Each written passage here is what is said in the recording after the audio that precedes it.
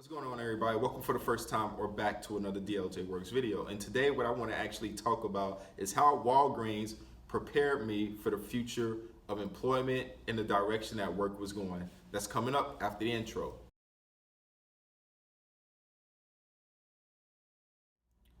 Back in the year 2012 was my last year working at Walgreens. At that time, I was actually a shift manager. Their whole entire model for how people, the whole management model was changing. Okay, the whole employment model was changing. For years, I first got hired at Walgreens in the year 2007.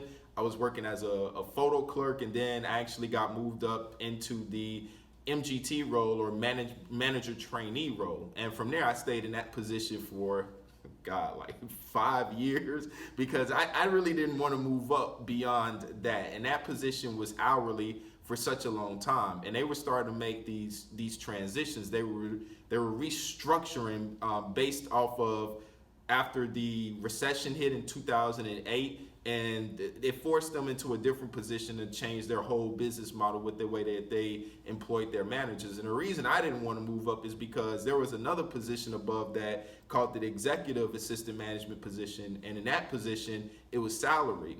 And I ain't gonna lie to you, like that people in that position would get like completely, I don't know, I'm not gonna say anything bad about the position, but store managers didn't really treat that position kindly at all, because people in the executive assistant management position would have to work these insane hours. The store managers usually wouldn't be there except for the hours they were required to, and it was really kind of what I like to describe a fraternity position. It was a Hayes position. You know, it's one of those things, a rite of passage, like you're gonna have to just eat the dirt that we're gonna feed you in this position if you really want to become a store manager. That wasn't a life for me at all. That just wasn't. But the reason I give all this context in this video, to the whole point in this, is the fact that I didn't want to move up because of that reason. I just didn't have a desire to just really be this store manager, you know. But Walgreens, and for the hourly position, paid really well. But here's the thing: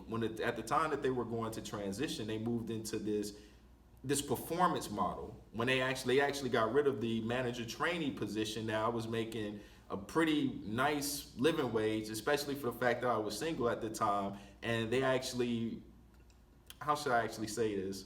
They lowered the value of my position even more. From now, it was no longer manager trainee, but it was now shift manager.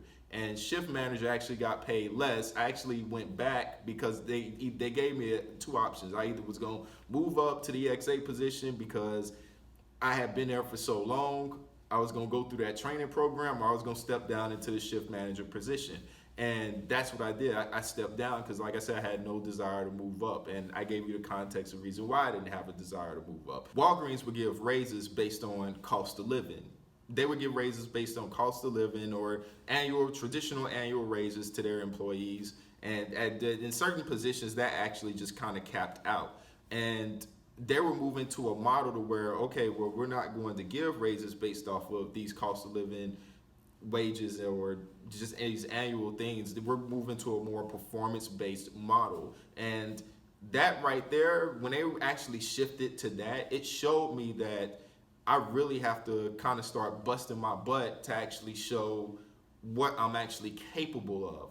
Even though I didn't want to do that there at Walgreens, it did prepare me for wherever I was going to actually be employed at. I have to really bust my behind, because I don't want to lose my job based off of solo performance, and I have to give my all in a traditional management position now. So even today, even in a full-time position that I've accepted in terms of being a web designer and developer at my current place, it's performance-based. So I really have to continue to learn. I have to continue to study. I have to continue to put these numbers on the board that nobody else is going to put up. And it does puts you in a whole competitive landscape. You just don't have time to be lazy.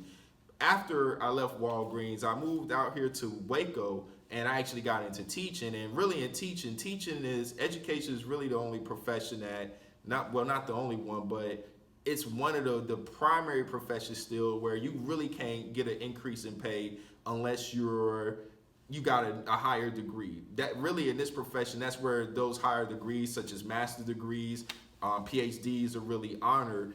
you know, and you can't really get certain positions unless you have those upper tier degrees. And I know in the tech space, everybody says, oh, don't go to college and blah, blah, blah. And see, so that's a whole nother video in itself where people tell you, yo, you don't have to go to college, assuming that everybody's trying to become a coder or a programmer.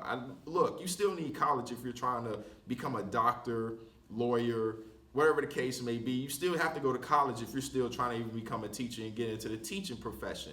The college is still necessary. You just can't not go to college and just say, and there's just a lot of bad advice on YouTube being spread around, even for top YouTubers, because they assume everybody's going to be an entrepreneur or work in a tech space where getting a college degree is now frowned upon. And even because in those spaces, that's where performance, individual performance is championed. So Walgreens was moving to that platform and into that space, and it taught me that that's where I needed to have my mindset at. So when I went to DeVry and I got my degree in web graphic design, I knew I couldn't rest on the laurels of just having a degree. I had to put up these projects. I had to figure out how to get clients. I had to figure out how to market myself. These are all skills I had to be able to showcase, and not only just skills that I had to showcase, but are these skills going to garner results? And that's the type of mentality that you had to actually have in this type of marketplace, especially if you're working in the web design and development space. It's not enough to even just be able to build websites for people, but what type of results are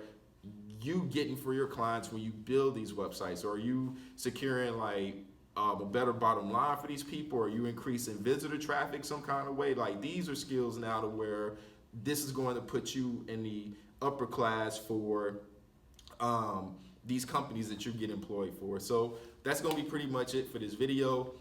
This is really what I wanted to kind of bring up and talk about, is that we're moving into now we're not even moving, we're already there. We're in a space now where everything is pretty much performance based, and not your raises aren't going to come from just annual raises and just traditional things for that matter. So be sure to watch this video over here, next video. Let's keep you on the channel, let's keep you on the platform, and yeah, I'll talk to you in the next video. God bless y'all.